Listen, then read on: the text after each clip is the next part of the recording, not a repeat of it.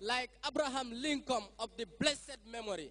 Union the union, union and liberty. One stand forevermore. Union and liberty. One stand forevermore.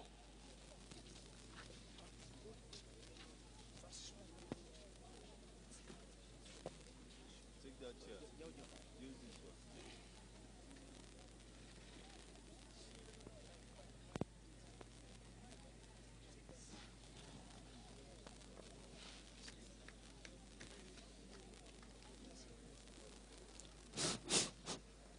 Your Majesty, Queen of the world, the two groups seated are delegates from the Gambia. They came for the finalization of independence and self-government talk. Your Majesty, after an exclusive interview, the opposition, led by Edward Francis Small, cried fouls. The first foul, he said, our colonial administrative policies does not favor them.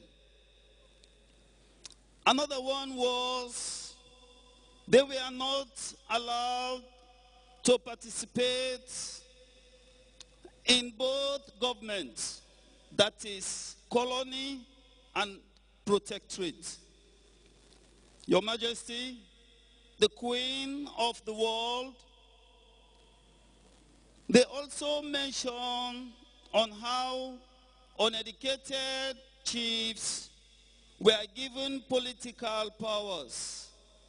So therefore, they were marginalized.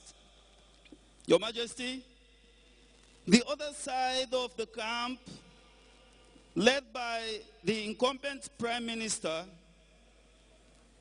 Dr. Dike Dawara, said all other West African countries has demanded and attained their independence. So he asked, why not theirs?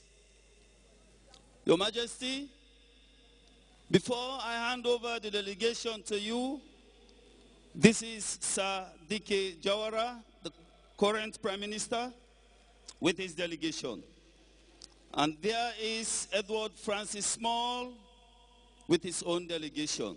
And now hand over this team to you for your deliberation, Your Majesty. Thank you. Gentlemen, you are welcome.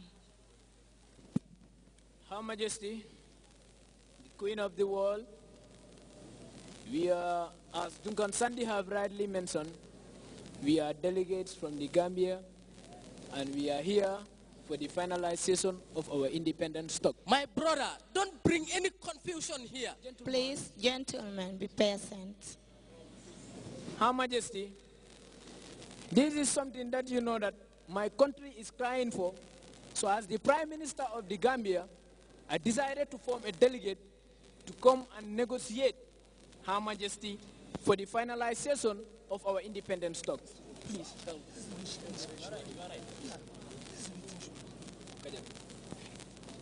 You may carry on. Your Royal Majesty, as the Speaker rightly mentioned, I am Edward Francis Small, representing the Union and the entire Gambian populace.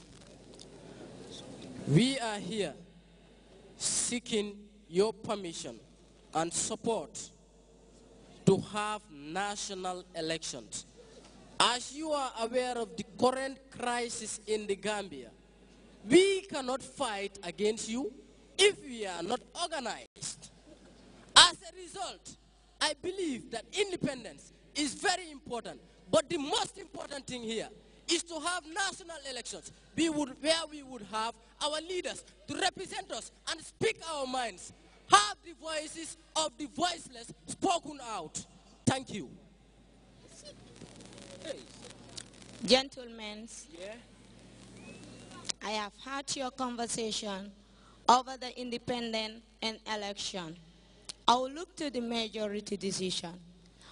you have spoken well, but this, I imagine, is as a result of faith and destiny.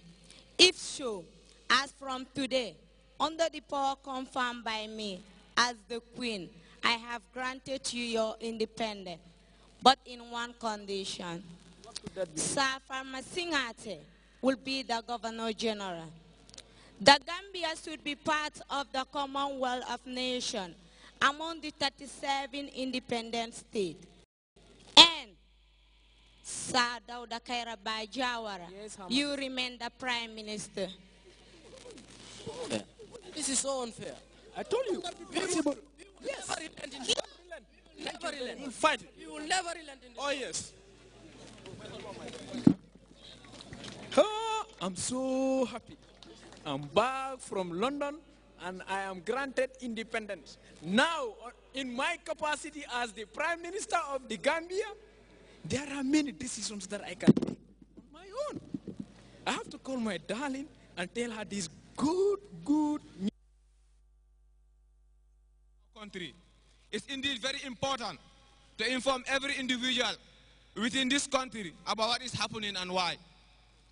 A peaceful takeover from the PPP regime took place yesterday, the 22nd July 1994. The PPP government has been overthrown and an armed forces provisional ruling council headed by me, Lieutenant Yaya A.J.J. Jammeh, has been instituted. The reason of this takeover are basically that the PPP government was supposed to be democratic and accountable.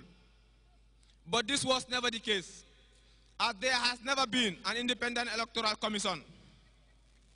There was rampant and outrageous corruption to scale that the nation officers were looted for the past 3 decades, made so that they remain at the top. Misuse of public funds and embezzlement of the state machinery for private ends. The majority of Gambians are poorer today than they were in 1965. And only few Gambians, obviously, are top at all times, living in flamboyant lifestyles at the detriment of the majority. This action is taken to rescue their motherland from the scuddled grip of a corrupt and undemocratic system, and not against any foreign country.